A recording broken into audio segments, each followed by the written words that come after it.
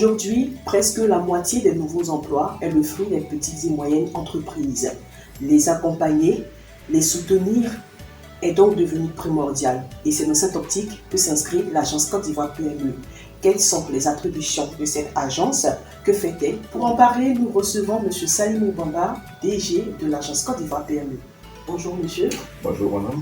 Alors, beaucoup d'entrepreneurs aujourd'hui pensent que l'agence PME est spécialement là pour une catégorie d'entrepreneurs. Déjà, qu'en pensez-vous? L'État ivoirien, conscient des besoins du secteur privé ivoirien, a désormais une agence d'exécution, qui est un service public de contrôle de la population, une agence qui est ouverte à tous les Ivoiriens, à toutes les catégories d'entrepreneurs et pour lesquels on a plusieurs de personnes. Donc, nous sommes un service public, nos services sont gratuits et effectivement, le citoyen parfois pense que pour avoir des services publics, il a forcément besoin de connaître quelqu'un. Donc, je peux vous rassurer que l'agence Côte d'Ivoire PME, l'agence d'exécution du gouvernement ivoirien, vient en place pour accompagner l'ensemble des entrepreneurs et que cette agence aujourd'hui agit depuis plus de 3 ans maintenant au contact des populations, au contact des entreprises, avec pour défi majeur de pouvoir renforcer les capacités de nos entreprises. D'accord, donc c'est tout autant rassurant de savoir que l'agence est accessible à tout le monde. Oui, bien sûr. Alors, sans transition aucune, quelles sont les missions de l'agence Côte d'Ivoire PME? L'agence Côte d'Ivoire PME vise à favoriser la création d'entreprises. L'agence Côte d'Ivoire PME vise à accompagner les entreprises vers l'accès au financement et au marché. L'agence Côte d'Ivoire PME a pour mission également de renforcer les capacités des entreprises. Elle contribue à une amélioration du climat des affaires et travaille sur l'entrepreneuriat et l'innovation. Donc, votre réponse suscite une autre question, celle de savoir un peu plus sur le statut de l'entrepreneur. L'État ivoirien, sur la base d'un test de l'OADA, a décidé d'adopter un statut comme le statut d'entrepreneur en 2017. Donc, le statut d'entrepreneur, c'est un processus accéléré et très simplifié qui permet à une personne qui décide d'officialiser son entreprise, de devenir l'agence Côte d'Ivoire PME, de faire une simple déclaration avec une pièce d'identité et de se voir octroyer un statut. Ce statut il est gratuit. Donc, le statut de l'entrepreneur, c'est un statut qui vise à formaliser en mode accéléré nos entreprises. L'agence Côte d'Ivoire PME a commencé ce statut en octobre 2017. Il y a eu la mise en place d'une série d'instruments, notamment aujourd'hui l'agence Côte d'Ivoire PME dispose d'un guichet de service à Abidjan, mais également des points de service à Boaké à San Pedro, qui permettent désormais à des entrepreneurs, à des PME de pouvoir s'y rendre et avoir accès à l'information. À côté de cela aussi, bien sûr, nous avons exploité l'incubateur public Big Factory, qui nous a permis de lancer des programmes d'accompagnement de jeunes porteurs de projets. Et également, l'agence Côte d'Ivoire PME dispose du centre d'intelligence des affaires sur le petit mon entreprise, qu'on appelle le PME BI. Au-delà de cela, en parallèle, l'agence Côte d'Ivoire PME a pu bénéficier du soutien de différents partenaires techniques et financiers. Mais est-ce que toutes les actions que vous avez eues à citer répondent effectivement aux attentes des populations cibles? Je dirais oui, puisque on a beau faire des sondages, les besoins des entreprises vont toujours tourner sur les mêmes points.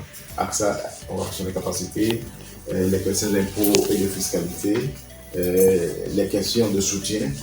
Le fonds de soutien a représenté sur la dernière année, en 2020, je dirais plus de 40% de l'effort des collaborateurs de l'agence Côte d'Ivoire PME. L'État ivoirien a mis principalement en place 4 fonds. Un fonds de soutien aux grandes entreprises, un fonds de solidarité, un fonds de soutien aux affaires de secteur informel et un fonds de soutien aux PME d'un montant de 150 milliards.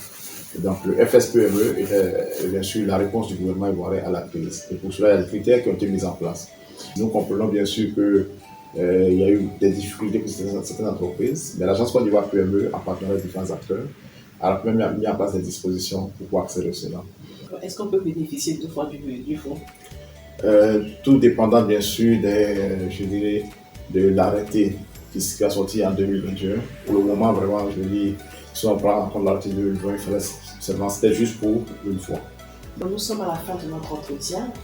Qu'est-ce que vous pouvez dire à l'ensemble des entrepreneurs aujourd'hui qui nous regardent? Mon message à l'endroit de l'ensemble des entrepreneurs et également, je dirais, à l'équipe de Host TV, qui est aussi une équipe de jeunes Ivoiriens talentueux qui aussi sont en entrepreneuriat, parce que même s'il y a une compagnie audiovisuelle digitale, je pense aussi que de l'entrepreneur, c'est pour vous dire qu'il y a un message d'espoir.